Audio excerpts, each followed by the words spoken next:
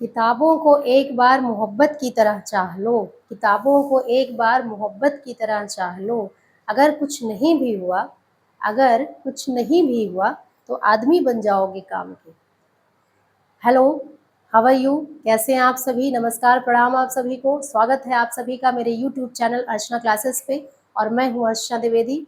तो चलिए शुरू करते हैं दोस्तों आज का हिंदी व्याकरण का क्लास। और आपका ज़्यादा समय ना लेते हुए सीधे टॉपिक पे आते हैं। आज का जो हमारा टॉपिक है, जो हमारा आज नया चैप्टर है, वो है उपसर्ग।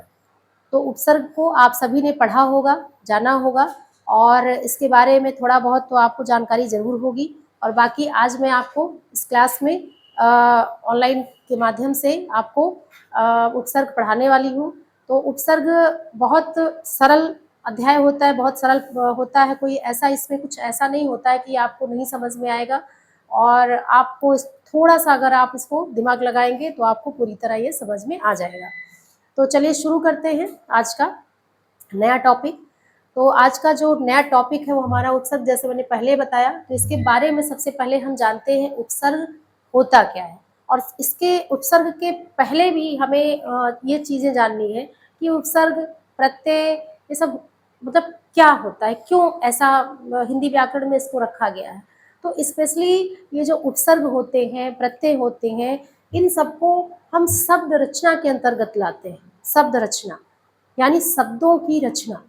अगर हमारा शब्द भंडार विस्तार नहीं होगा, व्यापक नहीं होगा, तो हम आम बोलचाल की भाषा में कैसे अपने वाक्यों को हम आगे बढ़ाएंगे, कैसे हम भाषा का, व्यापक भाषा का प्रयोग करेंगे। जैसे आपको इंग्लिश में आपका जो वोकैब मजबूत होना चाहिए।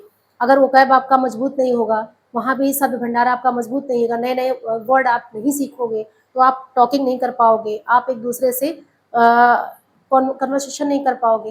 तो ठीक उसी तरह हिंदी में भी अगर आपके पास शब्द भंडार नहीं है, तो आप एक दूसरे से बातें करने में आपको शब्द कम पड़ जाते हैं, भाषा आपकी अधूरी रह जाती है।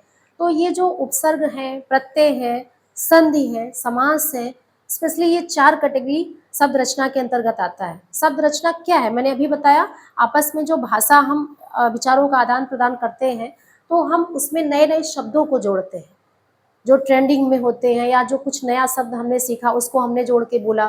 तो ये इसका एक इफेक्टिव होता है, और हमें दूसरे सुनने वाले को भी लगता है कि हाँ, इसमें कुछ नयापन है, कुछ नया शब्द है। तो ये नयापन कहाँ से आता है? ये नयापन जो है, यही जो लेके आते हैं, जैसे उपसर्ग हो गए, प्रत्यय हो गए, संधि हो गए, समास हो गए।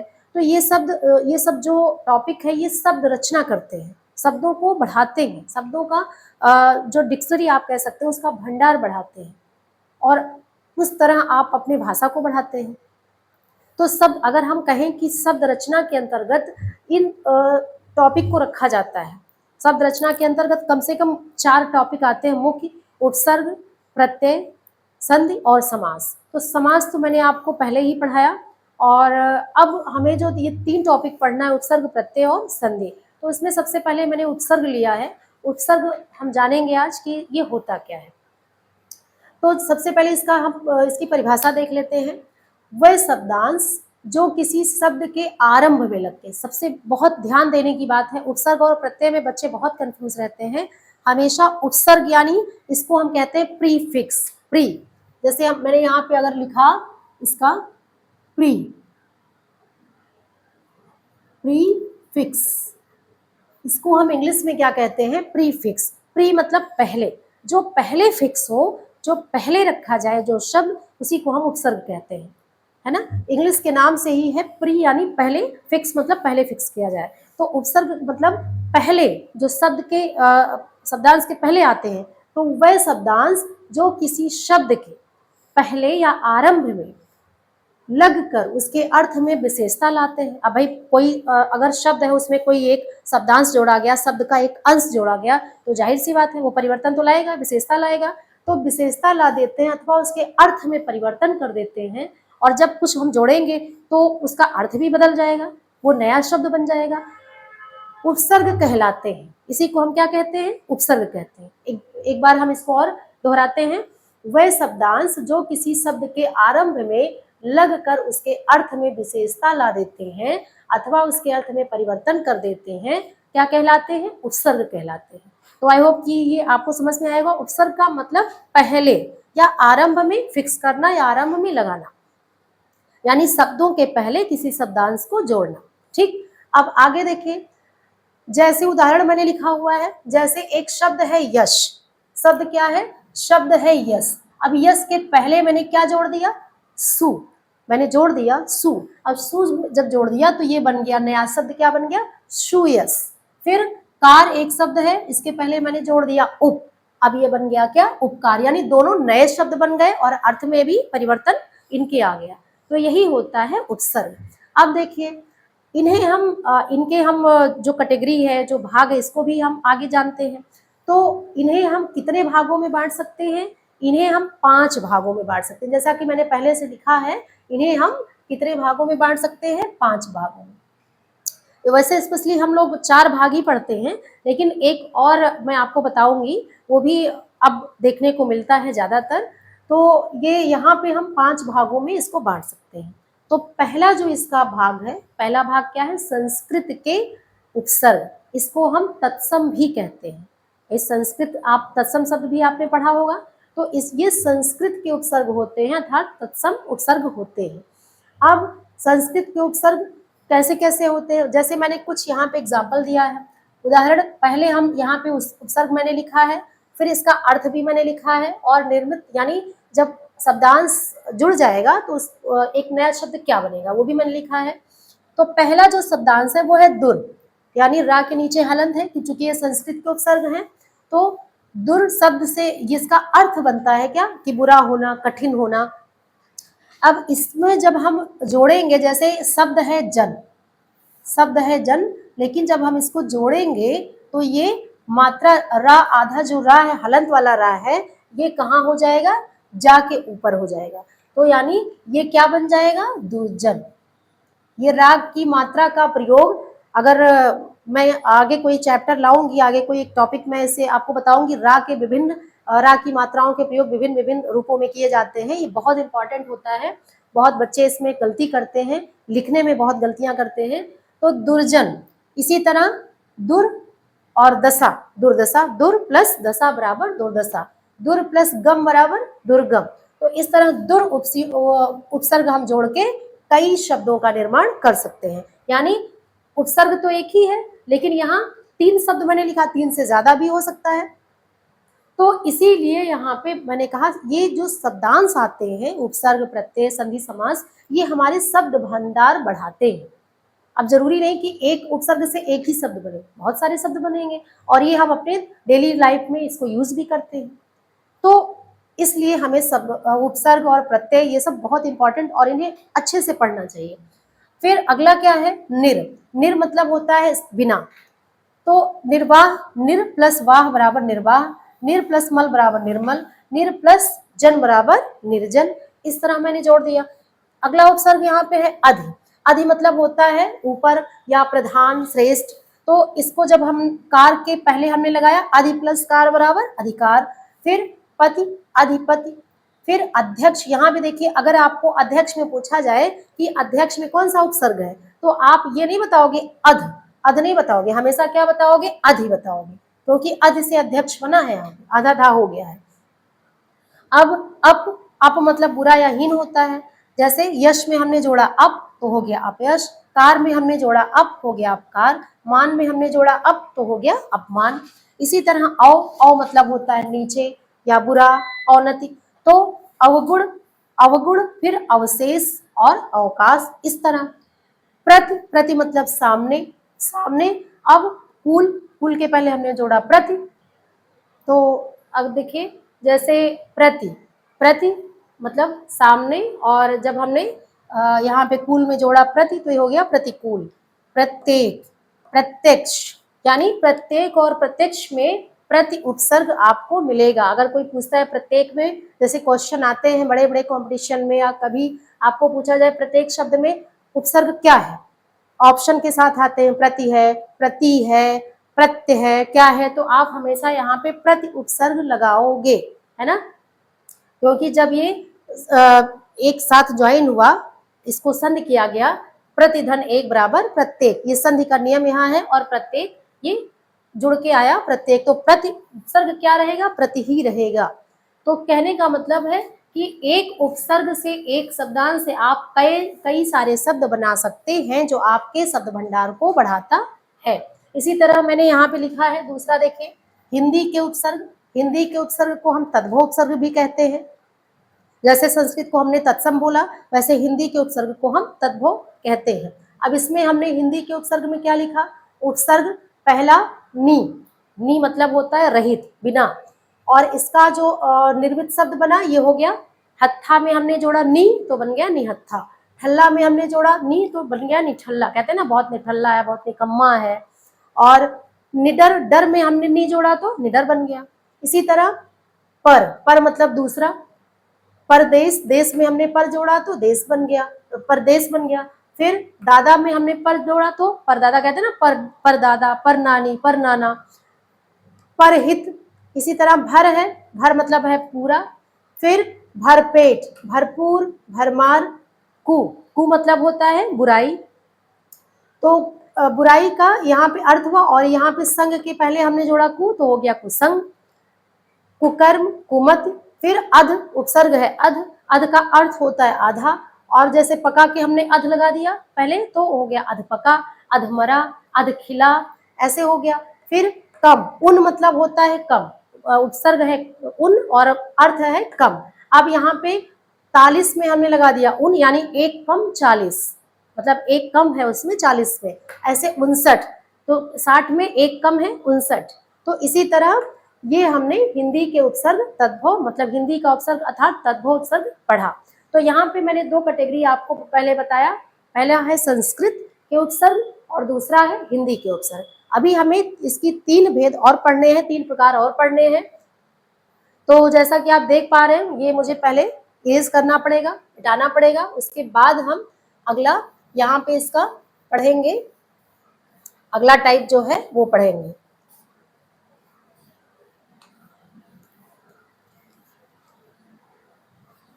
चलिए, तो ये यहाँ पे देखिए ये मिट गया है, इसको मैं दोबारा लिख देती हूँ, क्योंकि ये परिभाषा है, परिभाषा आपको एक तरह से याद होनी चाहिए कि उपसर्ग पहले लगता है। अब जो हमारा तीसरा है, तीसरा जो भेद है, पहला तो आपने पढ़ा संस्कृत के उपसर्ग, दूसरा आपने पढ़ा हिंदी के उपसर्ग या तद्भव, और संस्कृत के उपसर्ग अर्थात तत्सम। अब तीसरा हम पढ़ेंगे उर्दू के उपसर्ग। उर्दू के उपसर्ग क्या है, तीसरा इसका जो भेद है वो है उर्दू के उपसर्ग। अब इसमें हम लिखते हैं, जैसे मैंने उसमें लिखा उसी तरह मैंने इसमें भी अब लिखना शुरू किया। उदाहरण इसका, जैसे उपसर्ग, अर्थ और निर्मित शब्द।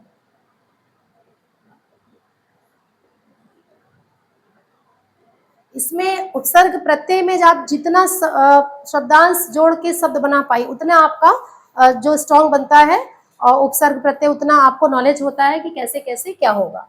तो जैसे मैंने पहला उपसर्ग यहाँ पे लिखा बद, एक उर्दू का उपसर्ग आता है बद, बद मतलब होता है बुरा, अर्थ यहाँ पे हम बुरा लिख सकते हैं। तो यहाँ से निर्मित शब्द क्या बनेगा, जैसे नाम, हमने नाम के आगे बद जोड़ा तो हो गया बदनाम। अब ये हो गया उर्दू का उपसर्ग। इसी तरह मैंने जैसे जोड़ा नसीब के पहले अगर बद जोड़ा तो हो गया बदनसीब। अब हाल के पहले अगर मैंने बद जोड़ा तो क्या हो गया बदहाल, बहुत कहते हैं बदहाल है, हाल उसका सही नहीं है ना। बदनसीब है, बहुत बदनसीब है, बहुत बदनाम है। तो ये हो गया उर्दू का उपसर्ग इस तरह, जैसे, और जो उपसर्ग रहेगा वही हम मूल शब्द के पहले हम यहाँ पे जोड़ेंगे। इसी तरह अगला यहाँ पे उपसर्ग हमने जोड़ा खुश, ये भी उर्दू का उपसर्ग है। तो यहाँ पे खुश मतलब प्रसन्न होता है ना, इसका अर्थ तो यही होगा। अब इसका इससे शब्द क्या क्या बनेंगे, जैसे खुश नसीब हो गया, खुश नसीब आप कहते हैं बहुत खुश नसीब है। फिर खुशखबरी हो गया, खुशहाल हो गया, यानी देखिए, नसीब के पहले खुश जोड़ा तो खुश नसीब, खबरी के पहले खुश जोड़ा तो खुश खबरी, हाल के पहले खुश जोड़ा तो खुशहाल। तो इसी तरह ये उर्दू का उपसर्ग बनता चला जा रहा है और आपका जो शब्द भंडार है ऐसे ही मजबूत होता चला जाता है। अब एक और आप जोड़ सकते हैं, दर। दर मतलब होता है, दर मतलब आप कह सकते हैं में कह सकते हैं। अब यहाँ पे किनार, मैंने किनार किनार के पहले दर जोड़ा तो हम लिख सकते हैं यहाँ दर किनार, कहते हैं साइड में कर दिया, इसको किनारे कर दिया। फिर आप इसको और कर सकते हैं, दरकार, दरमियान। देखिए ऐसे शब्द बनते चला जाता है। उसी तरह आप और उर्दू के उपसर्ग जोड़ सकते हैं, जैसे बा, एक शब्द है बा। अब बा का अर्थ, अर्थ इसलिए मैंने आपको बताया यहाँ पे कि आपको अर्थ पता हो। बा मतलब होता है सहित। अब जैसे बाकायदा, है ना, बाकायदा होता है, बामुरव्वत होता है। उसी तरह बामुशक्कत होता है। ये सब आपके उर्दू के उपसर्ग हैं। फिर इसी तरह आपका होता है यहाँ पे और भी शब्द बन सकते हैं, जैसे बाइज्जत होता है। देखिए ऐसे बनते चले जा रहे हैं। अर्थात ये सब क्या है, ये सब उर्दू के उपसर्ग हैं। और आप जब इसमें उपसर्ग शब्द ये शब्दांश जोड़ोगे मूल शब्द में, तो आपका शब्द परिवर्तन होगा, विशेषता होगा, और विशेषता लाएगा, उसका अर्थ भी बदलेगा और एक नवनिर्मित शब्द आपको मिलेगा। तो ये जो सब मैंने जोड़ा, ये आपको देख रहे हैं यहाँ पे कैसे बनता चला जा रहा है। तो इस तरह हम उर्दू के और ढेर सारे शब्द पढ़ सकते हैं। यहाँ मैंने आपको कुछ शब्द बताया। तो चलिए अगला नंबर 4 क्या है?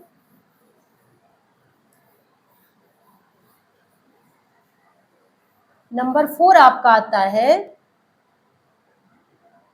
जो ऐसे उपसर्ग,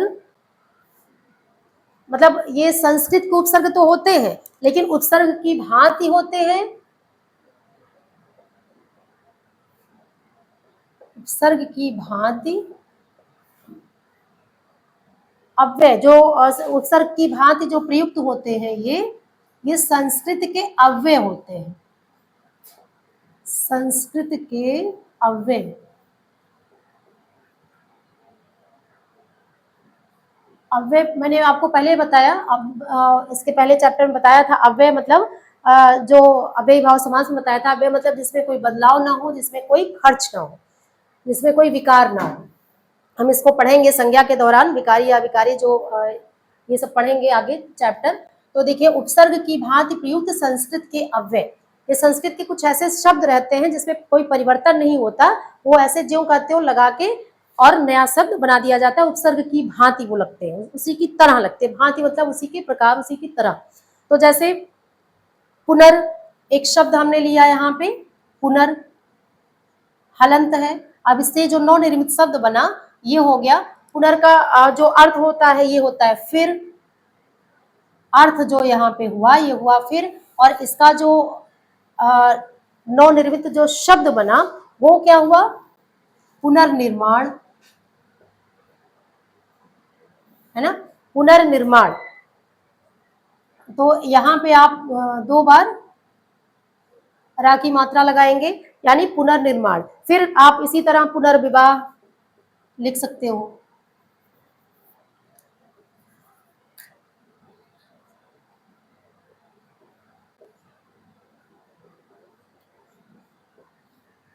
पुनर्जन्म इसी तरह हो सकता है, पुनर्जन्म।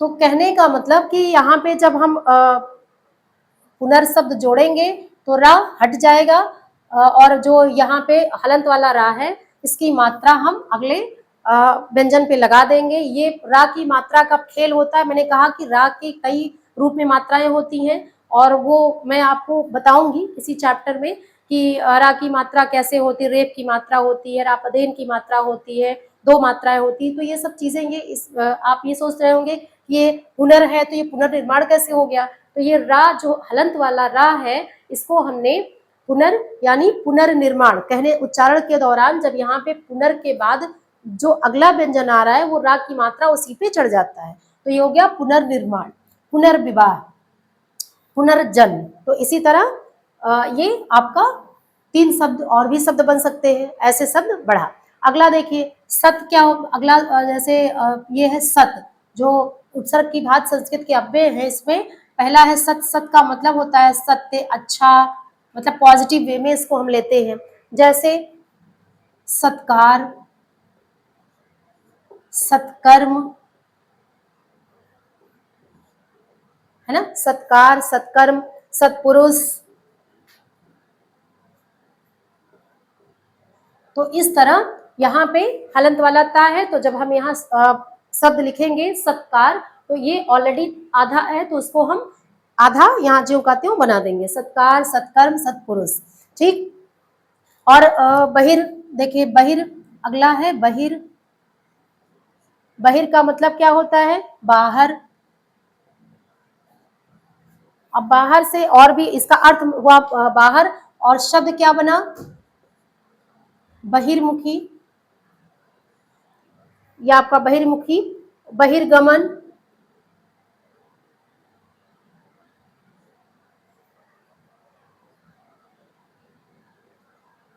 बहिर्गमन,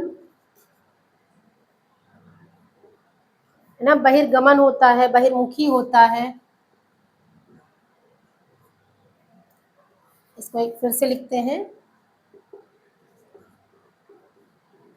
बहिर्गमन। तो इस तरह और भी शब्द आपको मिल सकते हैं, जैसे सम हुआ, सम मतलब अच्छा होता है, उसे हम शब्द बनाएंगे। समता, संपत्ति, संयम, संवाद, तमाम तरह के इस तरह के शब्द हम बना सकते हैं। जैसे हम अंतर, एक शब्द हमने लिया अंतर, अंतर मतलब होता है भीतर, इसका अर्थ हुआ भीतर। और इससे जो शब्द बना वो कैसे बना, जैसे अंतर्मन, अंतर्मन हो गया। फिर अंतरराष्ट्रीय आप लिखते हैं, अंतरराष्ट्रीय।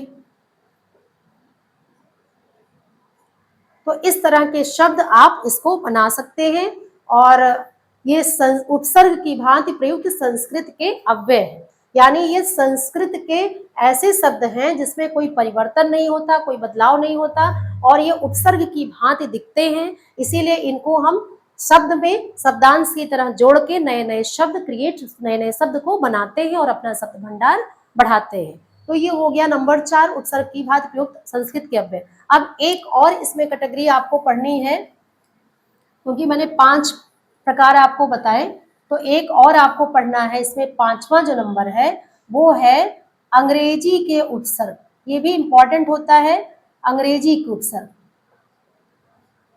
क्योंकि आजकल हम बहुत प्रयोग करते हैं अंग्रेजी के, हिंदी में जो शब्द आते हैं अंग्रेजी के, बहुत ज़्यादा हम उसको ग्रहण कर चुके हैं। और आप सभी को पता होगा कि अंग्रेजी कितनी व्यापक भाषा बनती जा रही है, अंतर्राष्ट्रीय भाषा बनती जा रही है।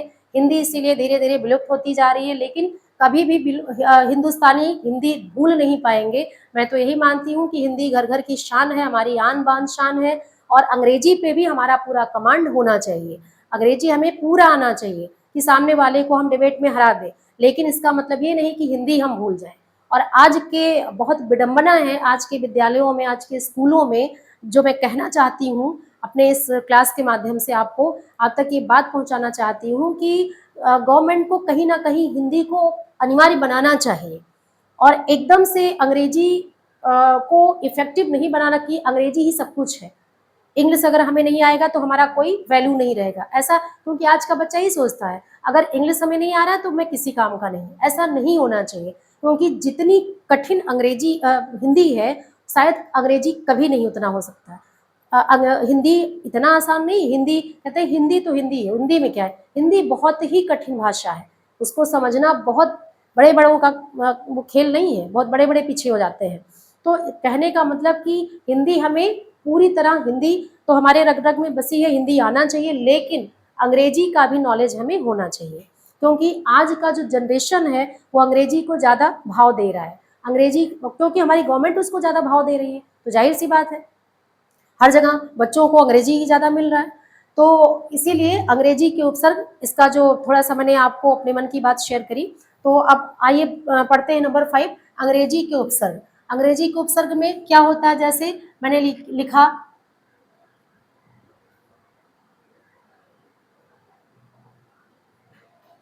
असिस्टेंट, एक शब्द है असिस्टेंट। अब आप कहते हैं ना असिस्टेंट कमिश्नर है, असिस्टेंट पुलिस है, तो ये आपको यहाँ पे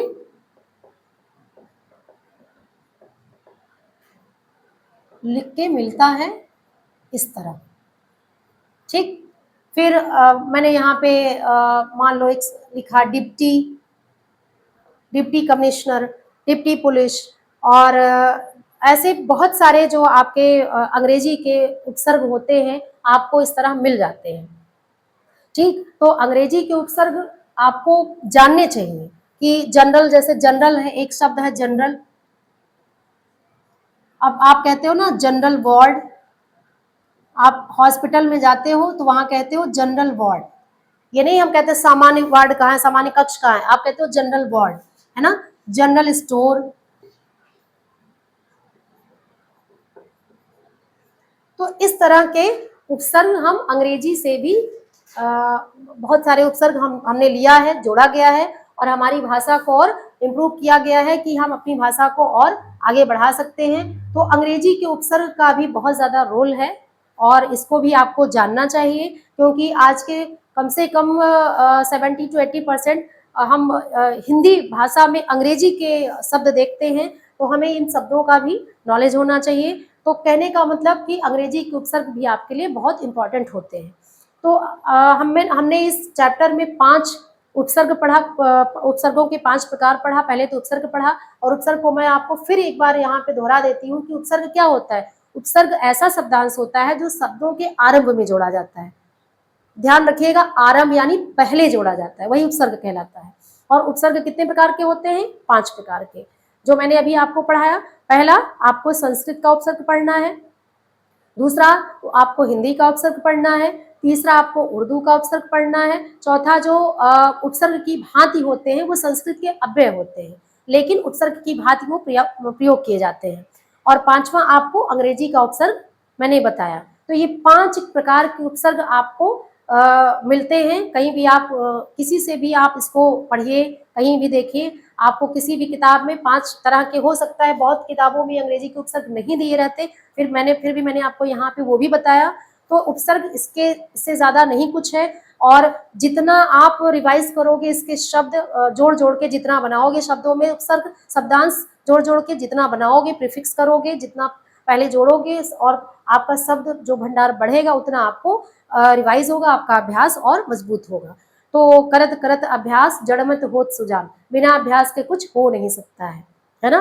तो इसीलिए हमें डेली ऐसे शब्दों का अभ्यास करना चाहिए, और चूंकि हमारे दैनिक जीवन में भी इन शब्दों का महत्व है, और हमारे एग्जाम में, हमारे परीक्षण में, बहुत कंपटीशन में तमाम उपसर्ग प्रत्ययों के बारे में पूछा जाता है, तो इस पे हमारा पूरा नॉलेज होना चाहिए, पूरी तरह कमांड होना चाहिए। तो आई होप कि आज का ये वीडियो आपको समझ में आया, और अगर आपको वीडियो समझ में आया तो लाइक, सब्सक्राइब, शेयर जरूर करिएगा, और कोई डाउट हो तो कमेंट सेक्शन में जाके टाइप जरूर करिएगा।